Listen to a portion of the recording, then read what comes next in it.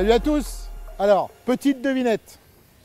Si je vous dis 1994, si je vous dis Roadster Sport, si je vous dis 3 cylindres, et si je vous dis Made in England, vous me répondez quoi? Speed Triple. Voilà, millésime 2018, en direct d'Espagne, pour la nouvelle Speed Triple 1050, RS donc, parce que cette année, il y a deux modèles, la S et la RS, alors qu'avant, depuis 2016, c'était la S et la R. Alors, aujourd'hui, cette RS, donc c'est la dernière évolution d'un modèle qui est né en 2005. Donc imaginez les années d'évolution de ce moteur, parce qu'il a quand même pas mal d'années. Et celle-là, c'est l'évolution directe du modèle R qui est sorti en 2016. Donc la RS. Qu'est-ce qui différencie ce nouveau millésime de l'ancien? Alors esthétiquement, vous allez me dire pas grand-chose, vous n'avez pas tort.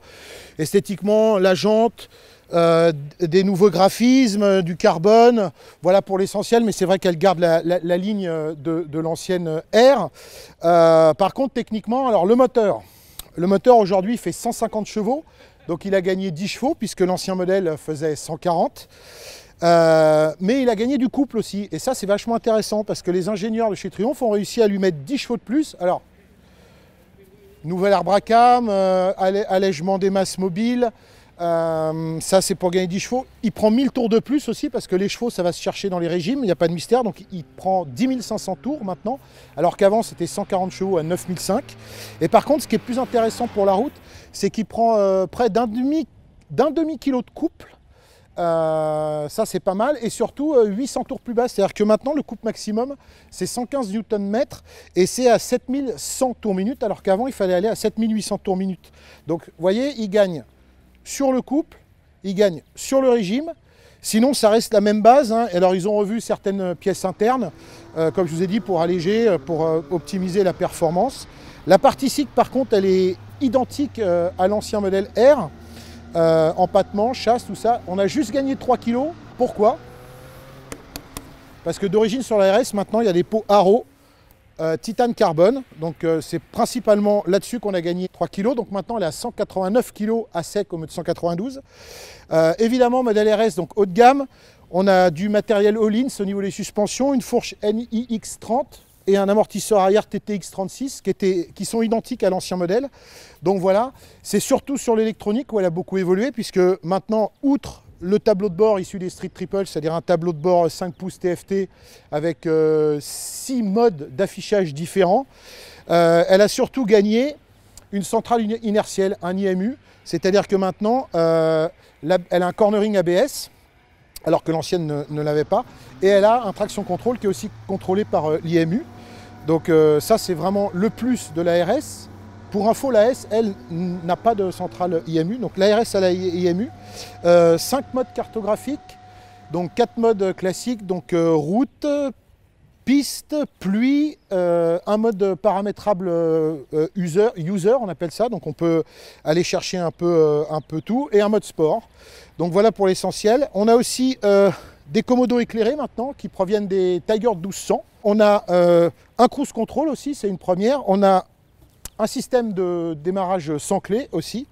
Donc voilà pour l'essentiel de la Street Triple RS. Bon, tout ça c'est les bonnes nouvelles. Maintenant, je vais être franc avec vous.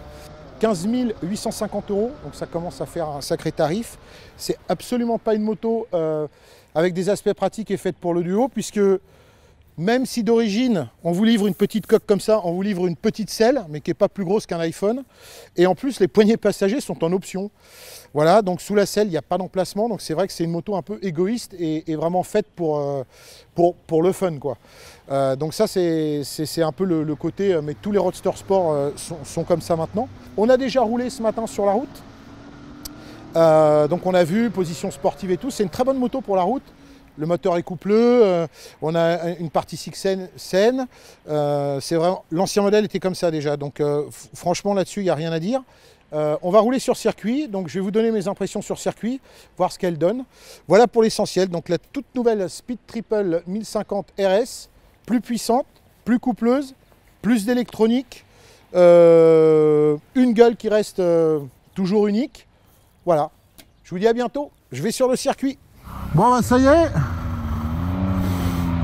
On va faire quelques tours du circuit d'Almeria avec cette Street Triple RS configurée en mode track. Donc ça veut dire l'ABS track, réponse des gaz hyper réactive, l'ABS qui fonctionne seulement en moto dans l'axe et non pas sur l'angle, et traction contrôle au minimum.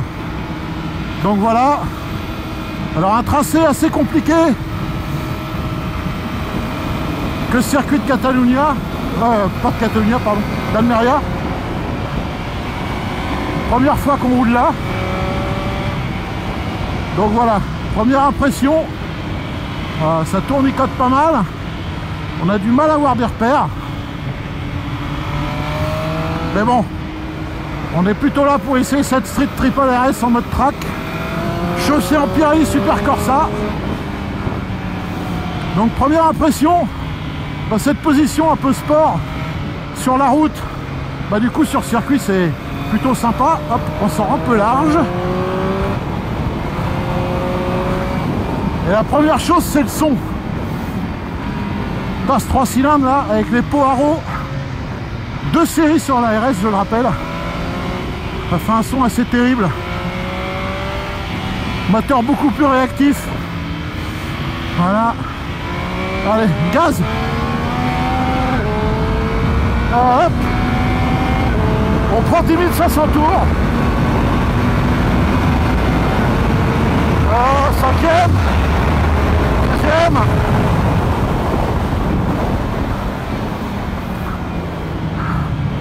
Hop, une espèce de chicane.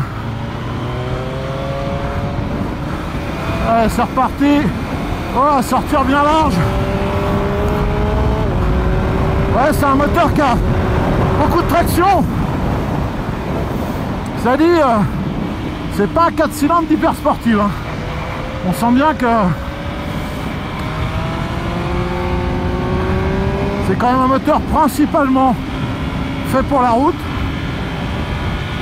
Mais là, les 150 chevaux sont bien là. Secondé par une boîte qui a été améliorée.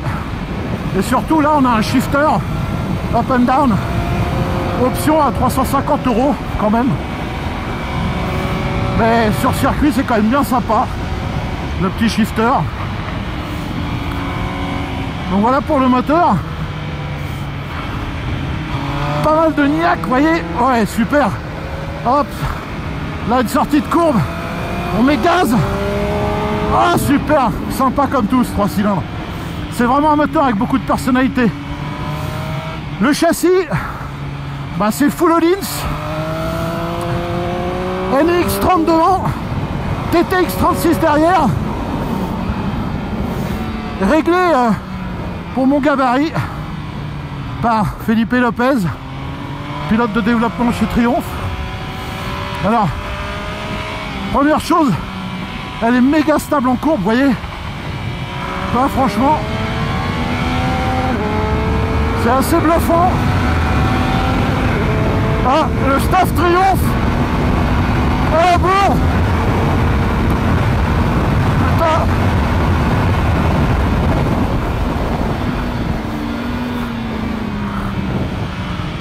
Wow. Évidemment, quand ce sont les vrais pilotes devant, c'est pas la même limonade. Ouais. Donc je reviens sur les amortisseurs. Ça donne beaucoup de stabilité à cette moto. Ouais, là elle est très précise. Je l'emmène où je veux, je la laisse s'écarter. Là je rentre un peu sur les freins. Ouais. Train avant ultra directeur. Voilà, pareil, rentrer sur les freins, c'est super neutre. Et là, je suis plein angle, ça bouge pas. C'est vraiment sympa. Alors, mais une louche, qu'est-ce qu'il est dur ce circuit à mémoriser. Ça monte, ça descend. Les courbes se ressemblent pas mal. Mais franchement, la Speed fait un festival. Ouais. Alors c'est pas aussi efficace qu'une Tiono, qu'une S1000RR, qui sont des machines en fait des sportifs décarénés. Là on est sur un roadster développé année après année. Donc sur certains gauches, j'ai les repose-pieds qui vibrent, qui touchent. Mais déjà, on peut franchement bien se marrer avec cette moto. Pour les track day, c'est l'idéal. Ah, elle motorise bien.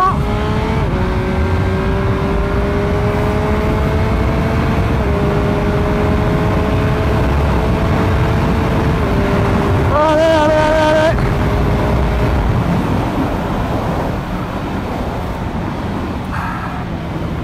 En fait, le plus dur, c'est de mémoriser ce tracé.